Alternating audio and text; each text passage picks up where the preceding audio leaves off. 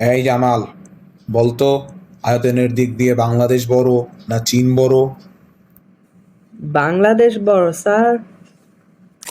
কিভাবে বুঝলে?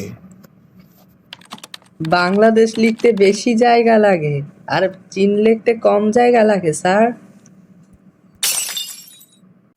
আমার পানিটা গরম করে দাও, না হলে না হলে না হলে কি কি করবে? ঠান্ডা পানিতে গোসলটা সেরে নিব। বলতো পৃথিবীতে কোন জিনিস দ্রুত বাড়ে? হরিণ স্যার।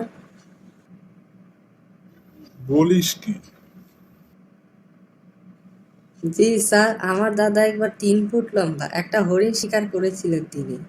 যতবারই তিনি গল্পটা করেন ততবারই হরিণটা 5 ইঞ্চি করে বেড়ে যায়। ভিডিওটি ভালো লাগলে আমাদের চ্যানেলটি